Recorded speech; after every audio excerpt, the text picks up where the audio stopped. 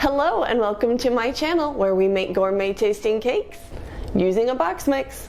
And today we're making a cranberry orange almond cake. I know it's a bit of a mouthful, but it is an absolute exquisite combination of flavors. A little bit of nutty, citrusy, sweet, tart. It is wonderful and perfect for your table if you celebrate Thanksgiving or for using those leftover cranberries after Thanksgiving. So stick around while we make something boxed, but better.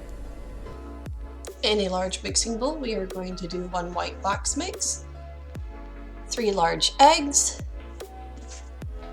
a half cup of full fat sour cream,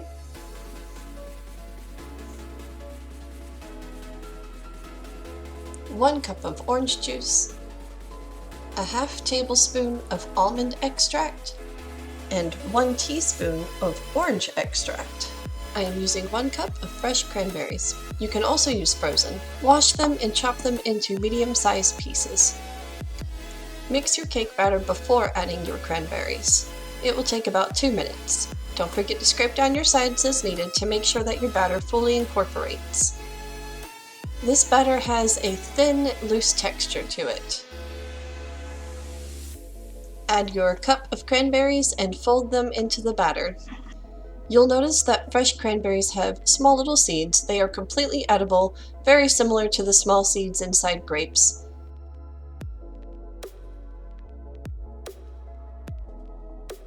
Pour your batter into 3 well-greased and floured 8-inch pans. You can also bake them into 2 9-inch round pans, but your bake time will vary. Smooth your batter evenly in your pans. And now it is time to bake them at 350 degrees Fahrenheit. For the icing, we are doing 1/2 stick of unsalted butter at room temperature, 1 8-ounce block of cream cheese, also room temperature, a teaspoon of vanilla extract, and a teaspoon of almond extract. I'm now adding the zest of 1 orange for a pop of color and flavor. Mix this together for about 1 minute until it becomes creamy.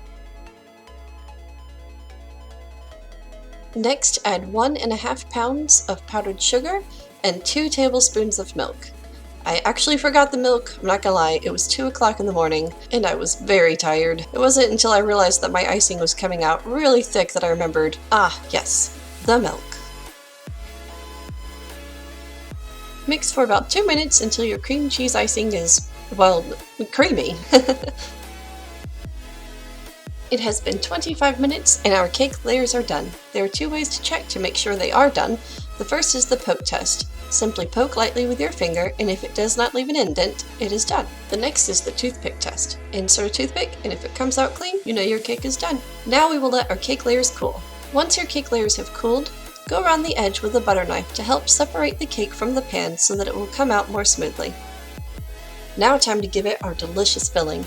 Spread some of the almond cream cheese icing onto the cake layer, using a side-to-side motion with your knife at a 45-degree angle. Now top that with your cranberries. You can use cranberry relish, cranberry salad, leftover cranberry jelly, whatever you have on hand. I am using a cranberry orange relish. You don't have to bring it all the way to the outside edges. We will be shaving those off later once we get our cakes assembled. Repeat the same process with your second layer. The beautiful color of these cranberries really make these slices look wonderful when you cut the cake. Now it is time to even out the sides of our cake. Using a bread knife, cut straight down the side of the cake just to shave off the outer edges. This step is optional, and you don't have to do it. It just helps your cake to look a little more smooth and professional when you ice it, instead of lumpy and bumpy. Now it is time to ice our cake.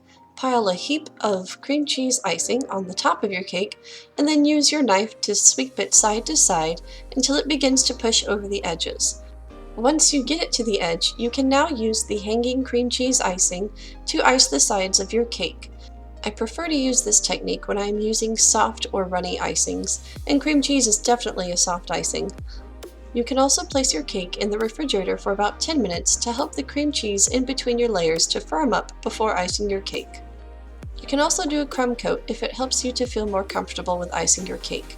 A crumb coat is a thin layer of icing that you smooth around the cake to catch the crumbs before giving it its final coat of icing. I'm not doing a crumb coat with this cake because the orange zest actually acts as a natural camouflage to mask any crumbs that may have come through. So in other words, no one's going to know. Speaking of knowing, did you know that only 5% of cranberries are sold fresh? And the state that produces the most cranberries in the US is Wisconsin. Thanks, Wisconsin! We really do appreciate it. Now it is time to decorate our cake. I'm giving the sides of this cake a fun design by just taking my butter knife and doing upward strokes to the top of the cake. You'll notice the icing is now sticking up at the top of the cake, kind of like a bad hair day. Just take your butter knife and gently scrape from the edges inward to smooth it out. Repeat this all the way around your cake. If you notice that you pressed a little too hard and scraped too much icing off the edge, just scoop a little extra icing from your bowl onto the tip of your knife and smooth it on while you do your upward motion. Once you have finished with the design on the side of your cake, give a general smooth out on the top. Once you are done, it is time to decorate. I'm using an icing bag with nothing more than a hole cut into it. I'm holding it at a 45-degree angle against the bottom edge of the cake and squeezing until it builds up and then slowly releasing my pressure as I pull down and away. This is a type of shell border but with a smooth tip. Then I'm going behind the previous shell and doing the same exact thing of letting the icing build up and slowly releasing my pressure as I pull down and away. Go all the way around your cake, and now you have a simple but elegant border. For the decoration, I was trying to think of a design that would be easy for anyone to do. Then I decided, hey, why not just use some almonds and cranberries? Remember, this is your cake, so decorate it how you want and have fun with it. This is just to give you some inspiration on what you can do. Plus, I was also very deliriously tired by this point and was really just winging it. I am positioning the almonds with the small tip facing inward to create a cute little flower shape and giving it a cute little cranberry center.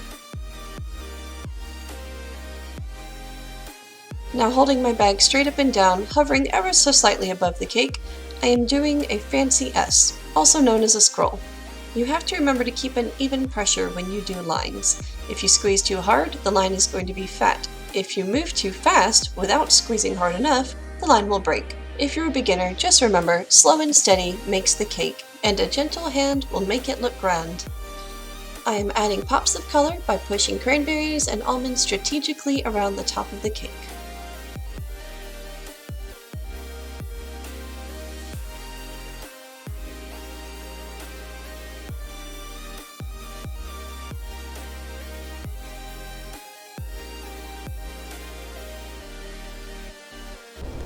And there we have it, our delicious cranberry orange almond cake. Thank you for joining me. I had a lot of fun and I hope you did too. If you have any questions, leave them in the comment section below and I will see you next time on Boxed But Better with Genna.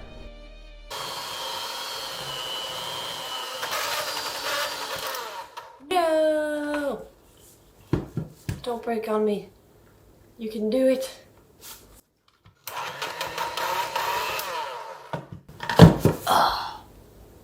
Well, that just burns my biscuits.